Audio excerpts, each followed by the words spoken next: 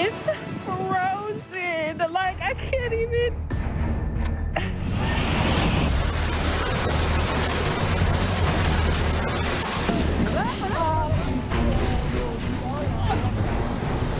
The era of global warming has ended. The era of global boiling has arrived.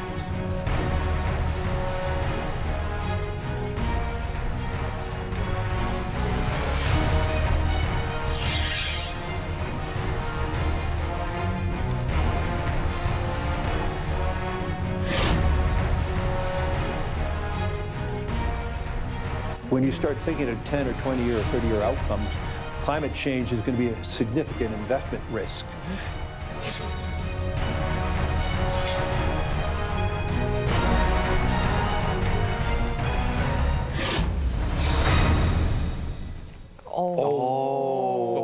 붉어졌어요. 이게 우리가 네. 요 근래에 들어서는 네. 그 간격도 좀 짧아지게 맞아요. 자꾸 무슨 일이 일어난 것 같아서 아마 무섭고 좀 그렇긴 합니다. 아까 유엔 사무총장이 끓는다고 표현했잖아요. 네. 이제 온난화도 끝났다. 열대화가 시작이 됐다. 이렇게 얼마나 심각하면 이런 얘기까지 나와요. 아 오늘 그래서 기상캐스터가 네, 맞아요. 최근에 제가 느끼는 건 매년마다 항상 뭐 이례적인 폭우다, 이례적인 더위다. 근데 이게 매년 갱신이 되거든요. 그러네. 그래서 정말 이 기후 변화가 빠르게 진행되고 있는 것 같아요. 맞습니다. 제가 1989년도에 박사학위 첫 해였어요. 네.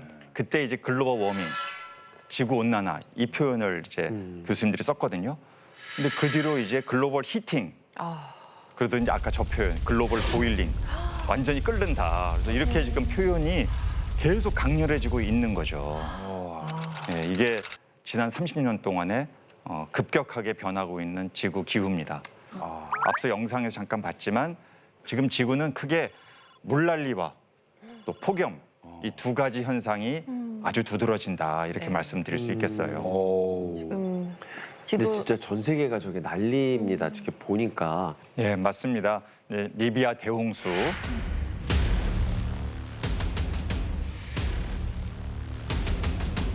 언론에 많이 보도됐죠. 네. 무려 10,000명이 넘는 사망자가 발생을. 너무 충격적인 사건이었습니다. 또 홍콩도 139년 만에 최악의 폭우로 홍수와 산사태가 났어요. 북유럽, 최근 노르웨이는 1995년 이후 28년 만에 가장 극심한 폭우가 내려 또 큰 피해를 입었다는 것이죠. 폭염도 굉장히 심각합니다. 그래서 이란, 아시아에 있죠. 8월 초에 50도를 넘으면서 임시 공휴일도 선포했고 आप बातन के मीदम दीर मीदन नमी सर पे चुन मा बहुत सीधा खानवार 기상 이변도 있습니다. 이탈리아에서는 8월에 때아니 폭설이 좀 믿을 수가 없더라고요. 8월에 폭설. 예. 스위스는 기온이 30도를 넘나들다가 갑자기 3일 만에 눈이 내리기도 했다는 것이죠. 북반구에서 그런 일이 벌어져요. 네. 진짜 전 세계가 난립니다. 네. 그런데 뭐 우리가 멀리 갈 필요도 없이 우리나라도 지난 여름에 난리 났었지 않습니까? 맞아요. 청주 오송 참사.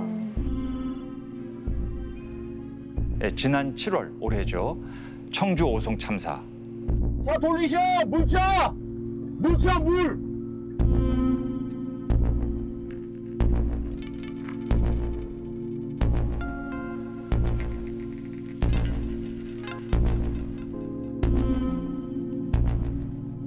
또 작년 2022년 강원도의 대형 산불.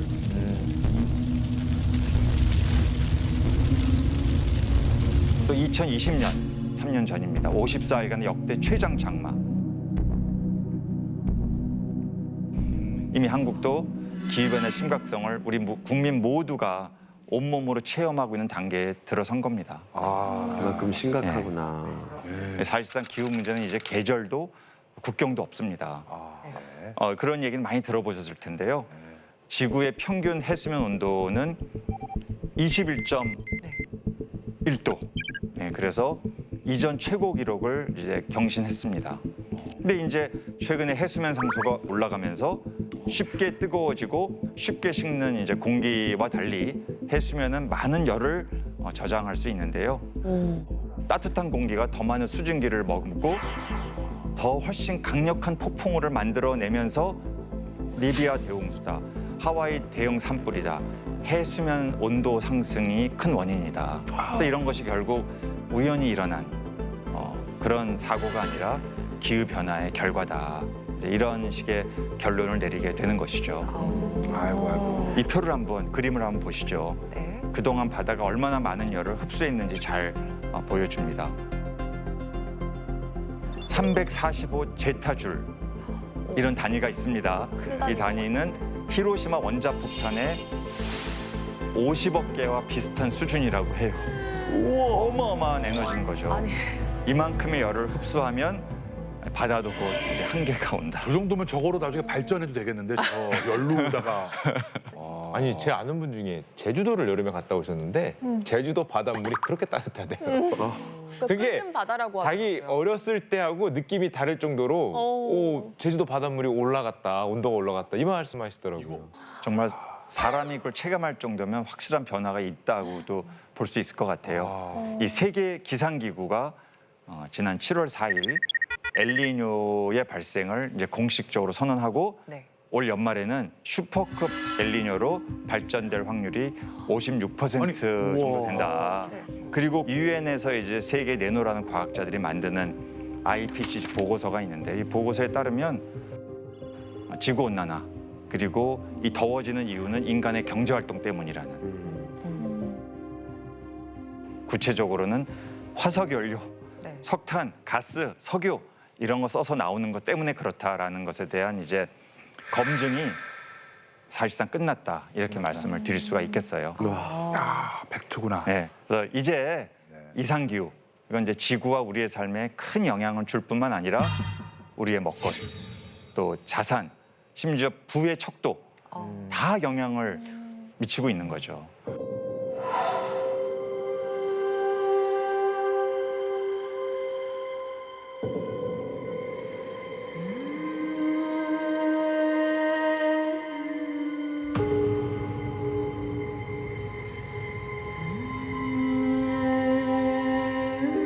Climate, we're doing an experiment on the planet for the first time. So we don't have that history of data and examples to go by.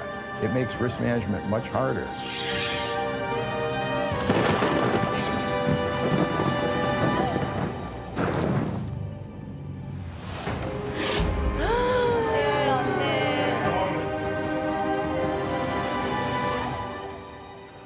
아 이거 무슨 이게 무슨 누가 이거 합성했어 이거? 에이 이런 걸 한번 끔찍해.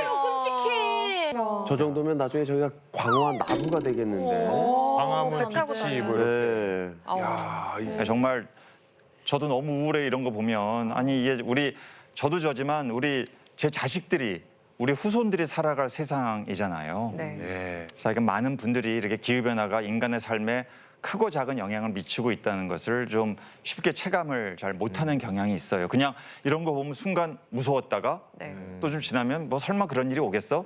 여름에 한철 또 폭우 오면 무서웠다가 또 잊어버리고. 근데 사실 제일 생각해 보시면 우리의 일상생활의 기후는 굉장히 가까이 다가와 있습니다. 그래서 제가 문제 하나를 준비해 봤습니다. 문제. 네.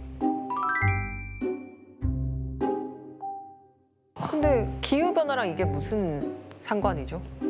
이걸 보면 네. 이게 기후와 연관이 있다라는 생각이 드세요?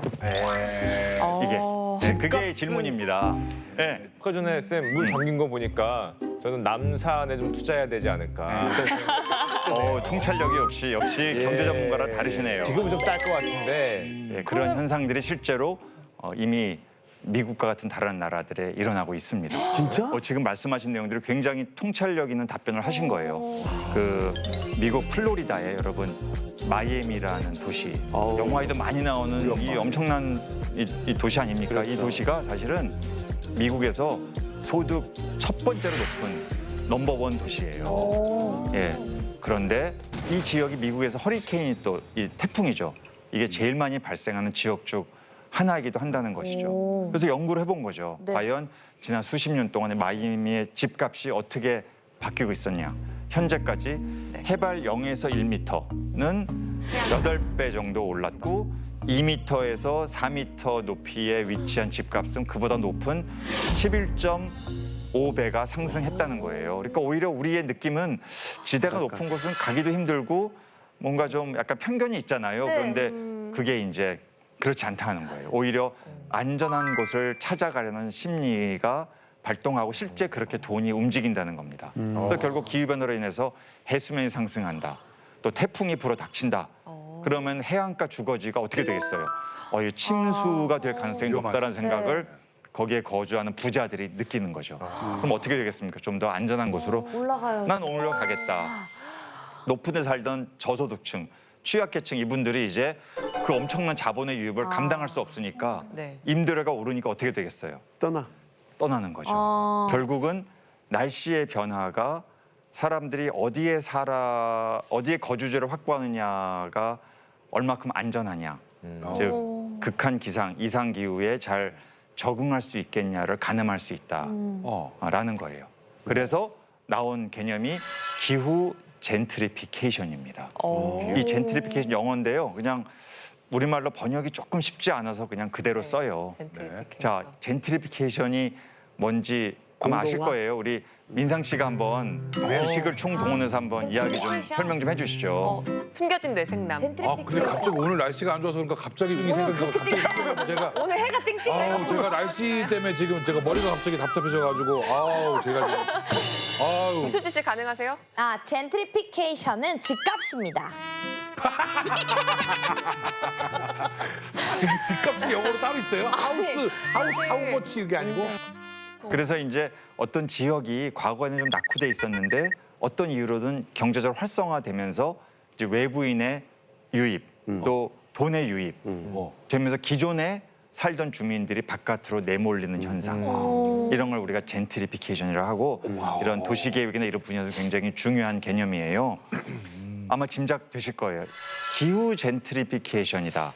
뭔가 기후가 유발하는 연쇄 이동, 주거지의 연쇄 이동, 도심의 변화 뭐 이런 거를 우리가 상상해 보면 됩니다. 그러니까 여러분 아마 영화 기생충 기억하시죠? 네. 이게 엄청나잖아요. 여기 세계적 호응도 받았죠. 그런데 여기에 반지하가 나오지 않습니까?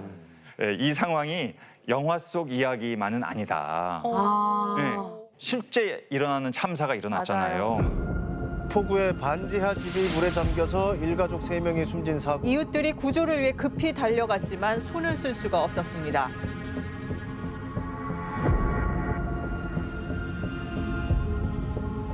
이렇게 기후변화 문제가 결국 사람의 사는 모습, 돈 있는 사람은 좀 더 그걸 회피할 수 있는 가능성이 높아지고 경제적으로 어려운 분들은 피할 방도가 없으니까 힘들어지는 이렇게 기후변화는 부동산 시장에도 집값에도 영향을 미친다 이런 이제 결론을 내릴 수가 있겠어요.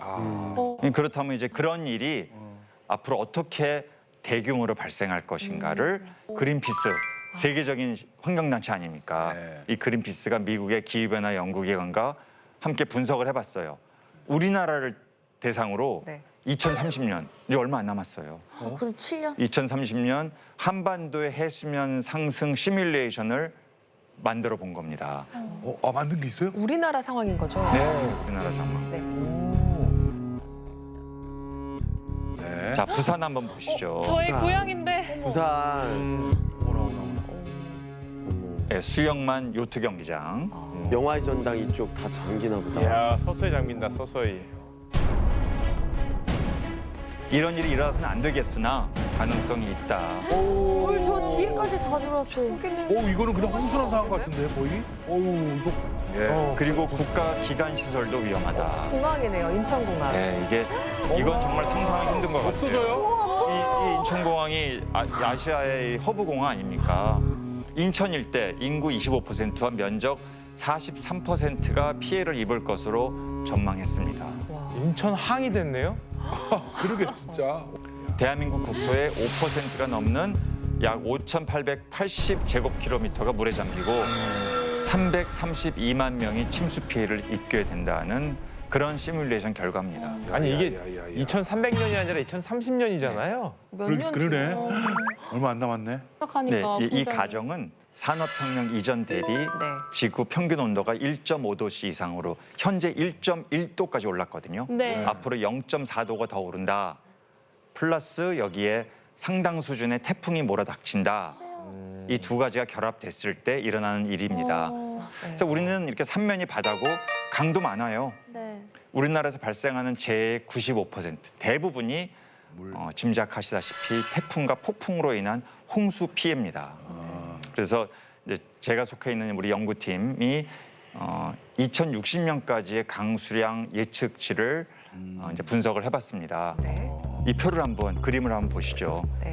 여기서 이제 굉장히 중요하게 보셔야 될 것이 어떤 특정 지역은 굉장히 지역의 총생산 대비 피해 규모가 크잖아요. 이제 이렇게 되는 게 비가 많이 오는 요인도 있습니다만 대비가 안 돼 있을 때.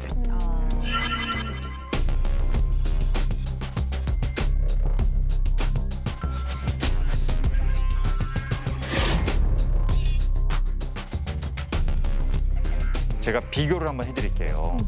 우리나라 역대 최악의 태풍이 지금부터 21년 전에 있었던 태풍 루사입니다. 이름이 2002년 아마 이름이 잊혀지지 않으실까.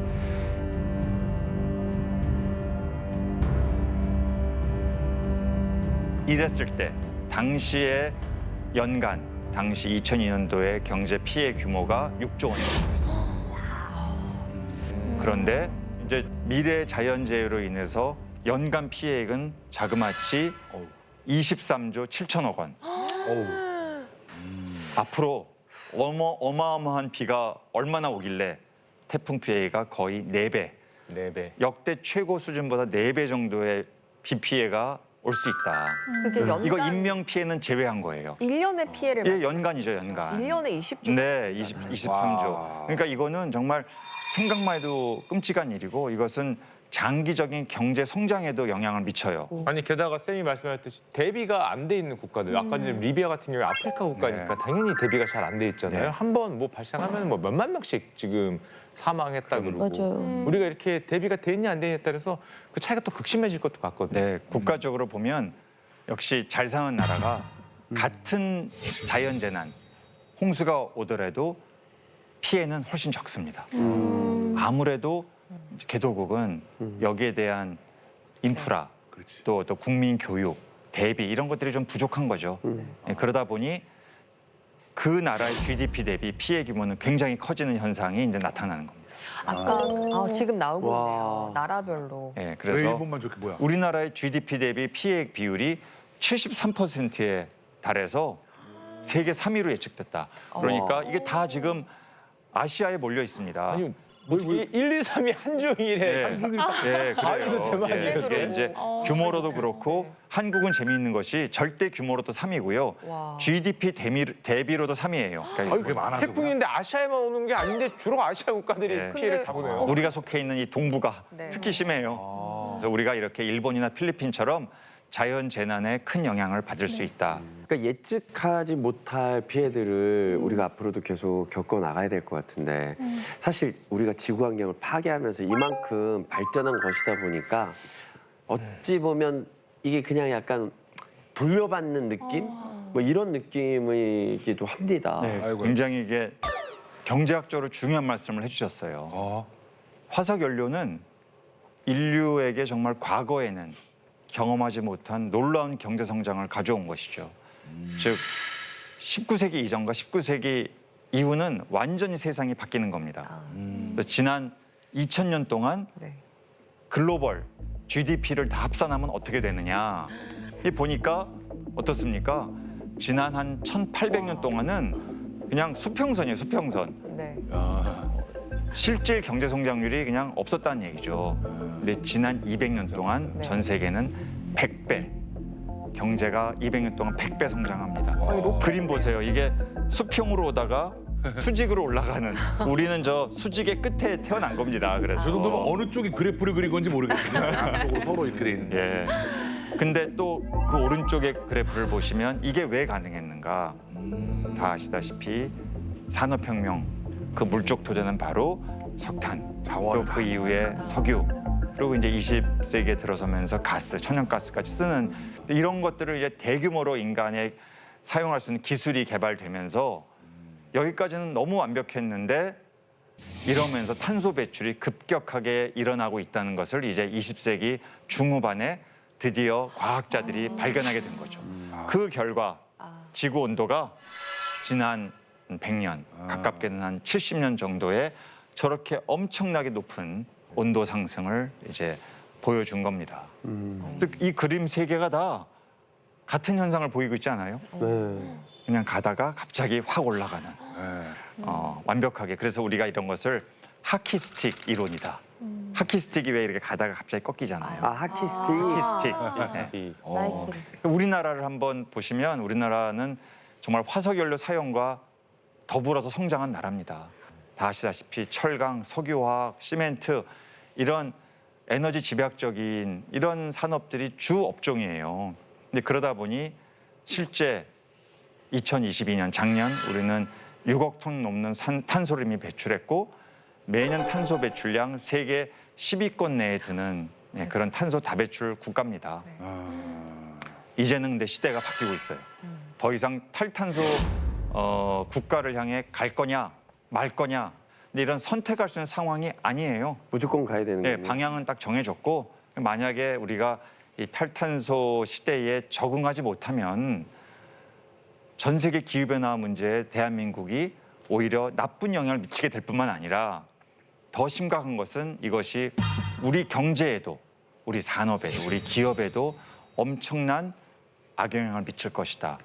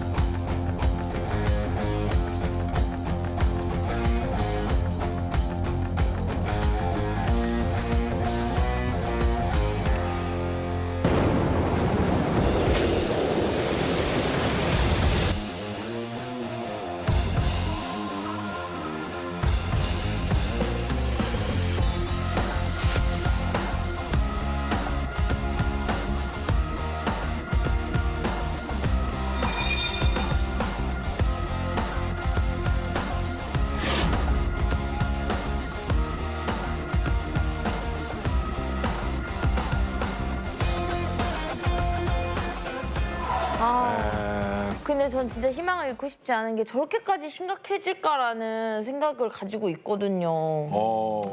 설마. 예, 우리가 간혹 화석연료 사용 또 그로 인한 기후변화가 가져올 파국에 대해 회의적인 시각을 가지고 있는 분들도 있는데요. 아마 이 그림을 보면 조금 생각이 달라질 겁니다. 뭐예요 이게? 무슨 그림인지 알아야 생각이 달라질 것 같아요. 지구가 때리고 있어요. 코로나 아닌가요? 코로나랑 싸우는 예, 맞아요. 예, 이 그림은 세계적인 경제 주간지죠. 이코노미스트라는 주간지에 실린 만평인데요. 지구와 코로나가 싸우고 있습니다. 근데 링 밖에서 훨씬 더 큰 헤비급 선수가 안을 들여다보고 있어요. 네, 기후변화. 그렇죠. 결국 코로나와의 전쟁으로 인류의 생활과 경제는 그동안 많이 이제 바뀌었죠. 근데 다음 타자로 나서는 이 기후변화, 이게 과연 얼마나 많은 또 우리 인류의 삶을 바꾸게 되겠습니까? 쌤이 잡지가 이코노미스트잖아요. 그러니까 경제에서 워낙 유명한 잡지다 보니까 누가 보더라도 코로나로 인한 경제적 피해보다 기후변화로 인한 경제적 피해가 훨씬 더 클 거다라고 경제적으로 얘기하는 것 같거든요. 아주 중요한 포인트를 말씀하셨어요. 이 팬데믹의 파장 우리가 다 겪었으니까 얼마나 엄청났습니까? 그렇죠. 질병 위기가 경제 위기 가져오는 것은 우리가 모든 인류가 다 뼈저리게 느꼈는데 이제 기후 위기가 그것보다 훨씬 더 크게 다가온다. 그 기후 위기는 바로 지금까지 인류가 특히 대한민국이 경제 성장의 기초로 삼았던 탄소 기반 경제에 기인하고 있다. 이런 결론에 도달할 수 있는 거죠. 근데 그렇다면 이런 기후 불황 시대에 글로벌 시장에서 기후 변화에 가장 민감한 반응을 보이는 사람들은 과연 또 누굴까요? 글로벌 시장에서요? 네.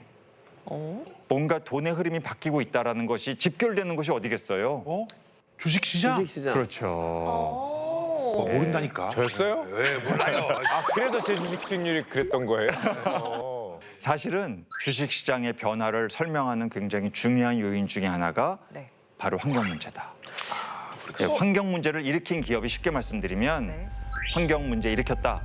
한두 개 언론에 보도가 됐으면 그 기업들의 주가 하락률은 평균 4.5%였어요. 그런데 많은 언론, 대서특필. 뭐 5번, 6번 이렇게 이제 많은 그 이상의 언론에 보도가 된 경우는 자그마치 39.2%나 떨어졌어요. 그건 반토막이네. 그 해당 기업들은 정말 시장에서 엄청나게 큰 영향을 받은 거죠. 생각보다 주식시장이 이런 환경에 관련된 기업들의 성과가 그 해당 기업의 주식시장의 가치와 연동돼 있더라. 그야말로 자본이 기후를 중심으로 움직이고 있다. 이렇게 정확한 표현이세요. 아하. 자본이 기후를 움직이고 기후를 제대로 알면 네. 그것이 자본에 어떤 영향을 미칠지 어떻게 돈이 움직여 갈지도 예측할 수 있는 거죠.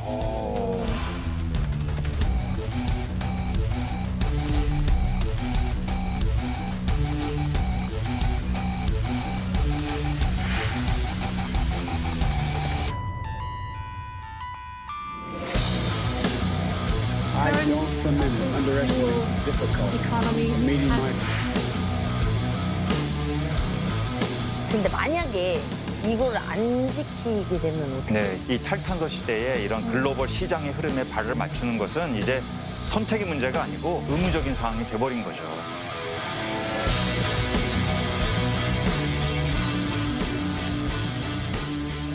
아 근데 요즘은 또 그래서 기업에서 환경 문제도 좀 최근 들어서도 더 많이 관심을 네. 가지고 그런 걸 또 많이 홍보하더라고요. 그렇죠. 그래서 앞으로는 금융시장과 또 실제 기업 경영에 엄청난 영향을 미치는 3가지가 있습니다. 아주 핫하죠. 바로 아리백, ESG, CBAM. 이 3가지예요. 이게 다 하나하나가 다 특징들이 있고 굉장히 지금 한국 경제에, 한국 산업에, 기업에 큰 영향을 미치는 그런 요인들이 돼버렸어요. 네. 그래서 이 아리백이란 건 뭐냐면 영어로 이제 Renewable Electricity. 그러니까 재생 에너지를 만든 전기를 써야 되겠다. 100%. 100은 100%라는 거예요. 그래서 이게 딱 2014년에 시작됐으니까 10년째가 되고 있는데요. 현재 전 세계에 정말 내노라 하는 기업들 현재 420개 정도가 가입을 했어요.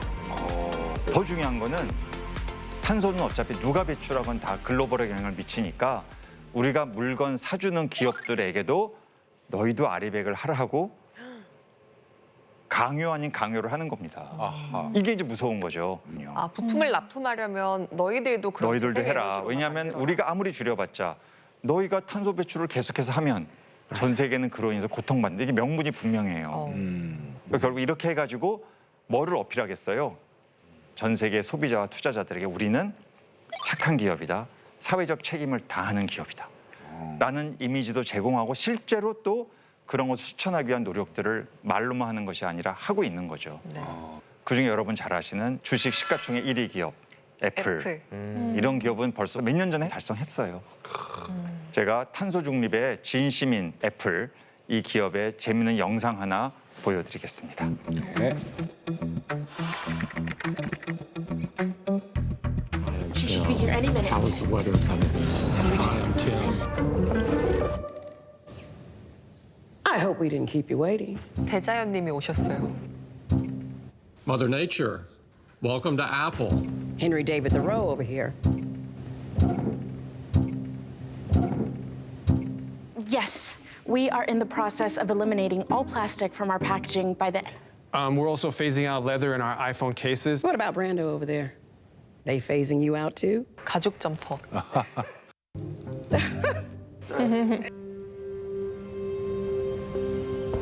As you can see, we've innovated and retooled almost every part of our process to reduce our impact on the planet. By 2030, all Apple devices will have a net zero climate impact.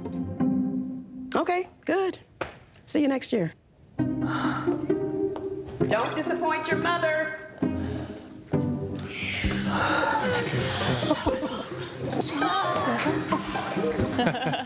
애플 제품 최초로 탄소 중립 달성하겠다고 이제 선언하면서 이 영상을 공개한 겁니다. 네. 많은 기업들이 말로만 탄소 중립을 선언한 것에 예민해진 대자연이 애플의 탄소 중립 현황을 보고받고 이제 흡족하게 떠나는 그런 내용이죠. 그래서 애플뿐 아니라 구글, 메타도 아리백 전환 체제 이미 돌입했고 달성도 했고 이런 글로벌 기업의 시장의 변화를 체감한 우리나라 글로벌 기업들도 아리백 캠페인에 이제 동참했어요. 이미 국내 글로벌 기업 30개 이상이 아리백 선언을 했습니다.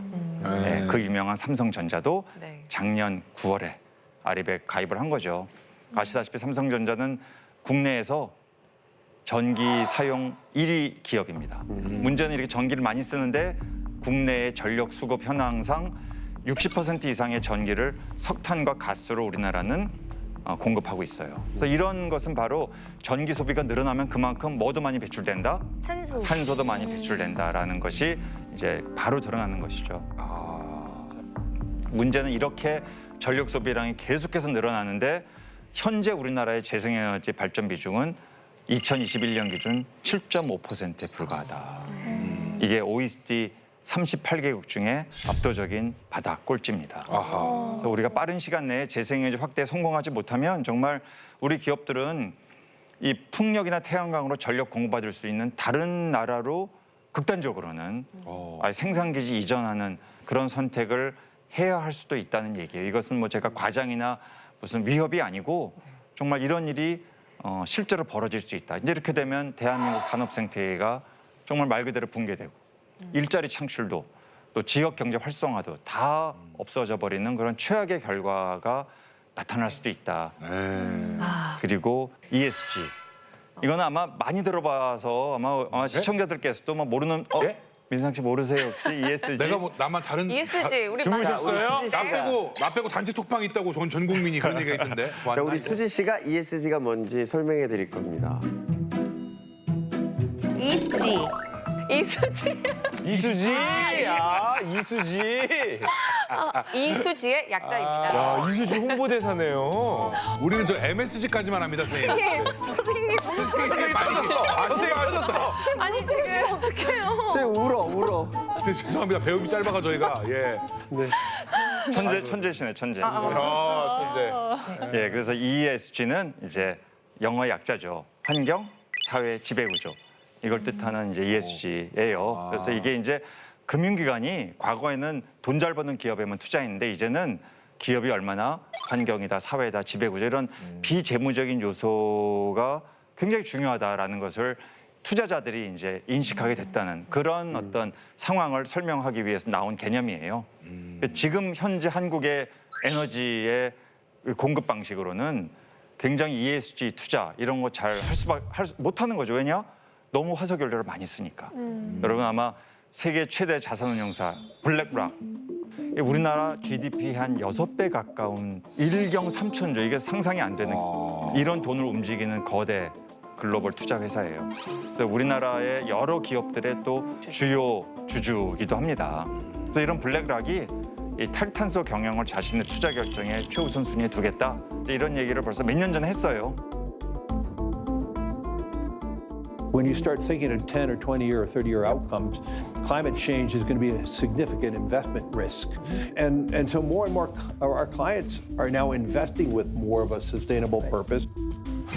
탄소 줄이지 않는 기업에는 더 이상 투자 안 하겠다. 그리고 세계적인 연기금이 있습니다. 네덜란드 APG라고 있어요. 이 APG가 한국전력이 해외에 석탄 사업을 하는 겁니다. 이걸 딱 보고 왜 탄소 배출하는 사업에 투자하냐, 왜 이런 사업하냐 해가지고 APG의 투자액 6천만 유로 전부를 팔아버렸습니다. 그래서 여기에 한전이 놀래서 2020년 10월에 해외 신규 석탄 사업은 전면 철회하겠다. 이렇게 세계의 금융시장이 이러한 변화를 주도한 이유는 수많은 소비자와 또 투자자들이 생각이 바뀐 겁니다. 무조건 돈만 잘 버는 기업이 아니라 기후, 사회 이런 거 너무 중요한 요소다.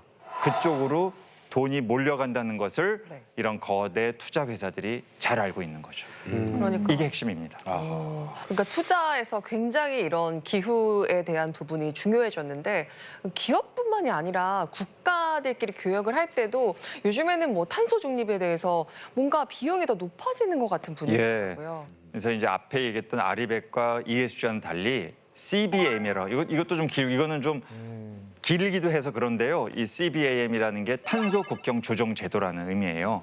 이게 뭐냐면 유럽 연합이 제품 수입할 때 국가 간 탄소 비용의 차이를 조정해서 아예 부과시키겠다. 그래서 이 일이 성사되면 어떤 일이 일어나느냐? 예를 들어 유럽의 철강 제품엔 탄소 비용이 10만 원 포함돼 있다. 한국산 철강 제품에는 탄소 비용이 2만 원밖에 안 된다. 8만 원을 강제로 부과해서 우리 제품의 수출 경쟁력을 떨어뜨리겠다. 이게 목적은 아니지만 결과적으로 그런 일이 벌어지는 거죠. Emission of CO2 must have a price. A price on CO2 that incentivizes consumer, producers and innovators to choose the clean technologies. 환경세를 붙이겠다는 얘기잖아요. 네, 그렇게 이제 이걸 또 세금이라고 말을 안 해요. 세금이라고 말하면 이게 통상 마찰이 또 일어나니까 제목 보세요. 길지만 조정제도. 그래가지고 그걸 피해가는 또 아주 정말 굉장히 고민 많이 했더라고요. 이 유럽 연합이. 선생님 근데 이 아리백이랑 ESG랑 CBAM이랑까지 이렇게 다 하면 진짜 허리 휠 것 같은데 만약에 이거를 안 지키게 되면 어떻게? 네, 한국 경제의 이 버팀목은 뭡니까? 수출이거든요. 수출이 안 되는 거예요. 기업은 기업대로. 만약에 아리백이 안 된다. ESG에 굉장히 뒤처져 있다. CBAM 나 몰라라 이러면은 이제 제품의 수출 경쟁력에 엄청난 영향을 미치는 거죠. 그래서 이 탈탄소 시대에 이런 글로벌 시장의 흐름에 발을 맞추는 것은 이제 선택의 문제가 아니고 이제 피할 수 없는 그런 의무적인 상황이 돼버린 거죠. 그런데 쌤 이게 뭐 탈탄소나 아니면 기후 변화 이게 좋긴 한데 이 탈탄소 에너지 전환을 위해서 우리가 해야 될 거를 따져 보면 일단 전기도 뭐 다 바꿔야 되죠. 그걸 만들려면 시설 투자해야 되고 기존에 있던 어떤 우리 화석연료 사용하는 것도 다 바꿔야 되고 이거 할 생각을 하니까 뭐 일이 너무 많은 것 같거든요. 이거 언제 하나 이런 생각이 좀 절로 드는데요. 예, 할 일 매우 많습니다. 예, 비용도 많이 들어갈 것이고요. 그런데 제가 계속 말씀드리지만 이걸 해야 되고요. 이거 정말 안 할 수가 없어요. 근데 중요한 것은 무조건 비용만 상승하는 것이 아니고 이것이 새로운 투자의 기회, 새로운 시장 창출의 기회, 우리 청년들에게는 말 그대로 일자리와 스타트업이 만들어지는 무궁무진한 기회가 생길 수 있어요. 우리가 그런 관점에서 독일 가보시면 지금 육상풍력, 해상풍력이 많은데요. 해상풍력 단지에 드론이 결합이 돼요. 드론이 왜 해상풍력 단지에 출연했냐. 해상풍력이 이제 육지에서 많이 떨어져 있다 보니까 고장이 나면 사람이 가서 이거를 왜 고장 났지를 보려면 헬리콥터 타고 가야 되니까 시간도 들고 돈도 드는 거예요. 근데 무인 드론이 가는 거죠. 그래서 쫙 가가지고 스캐닝을 해서 뭐가 문제다. 실시간 정보를 쏴주는 거죠. 이게 바로 디지털 IT 기술이잖아요. 여기서 독일은 한 걸음 더 나아가서 아예 드론에 전문가와 장비까지 같이 싣고 사람이 고치고 돌아온다. 유인 장비 드론이에요. 이거를 지금 2025년까지 개발해라. 이런 시장이 지금 앞으로 어마어마하게 커질 것으로 예상하고 선제적인 투자를 하는 거죠. 그래서 앞으로는 말 그대로 이 그린과 디지털의 융합, 우리가 이런 걸 그린과 디지털의 쌍둥이 전환이라고 합니다. 이 쌍둥이 전환 시대로 이제 나아가게 될 겁니다. 디지털은 또 우리가 또 전문 아닙니까? 우리가 이거 빨리빨리 해가지고 여기에 그린만 딱 입히면 되겠는데. 맞아요. 네. 국제노동기구와 국제재생에너지기구가 함께 발간한 최신 일자리 보고서가 있어요. 2021년 기준으로 태양광, 바이오, 풍력, 수력 이런 전 세계 재생에너지 분야 일자리는 1,270만 개에 달한다. 이 설비 투자 규모가 증가하면서 일자리가 창출되는 현상이 이제 생기는 거예요. 제가 이것을 우리나라에서도 한번 연구를 해봤는데요. 우리 학생들하고 2050년 우리나라가 탄소 중립을 달성하면 이때 재생에너지 분야에서 창출하는 총 일자리가 뭐 건설, 설치, 운영, 유지, 보수 다 합쳐서 50만 개가 넘는다. 그래서 앞으로 이 재생에너지 산업과 일자리는 국가 경쟁력을 키우는데 큰 역할을 한다. 일자리도 많이 만들고 청년들에게 새로운 창업의 기회도 만들어준다. 자, 덴마크가 그 대표적인 예인데요. 이 덴마크는 전 세계 재생에너지 발전량의 탑1 국가입니다. 현재 거의 88%의 전기를 재생에너지로 공급하는 나라예요. 그리고 SBL이라는 이 도시가 있습니다. 옛날에는 여기가 어촌이었거든요. 이제 이 SBL은 재생에너지의 유럽에서의 허브 도시가 된 거예요. 이렇게 이 SBL이라는 도시의 성공 비결은 기존 석유 산업의 기반과 인력을 또 잘 활용해서 이것을 에너지 전환 쪽으로 가져온 거죠. 게다가 지자체가 과감하고 지속적인 인프라 투자.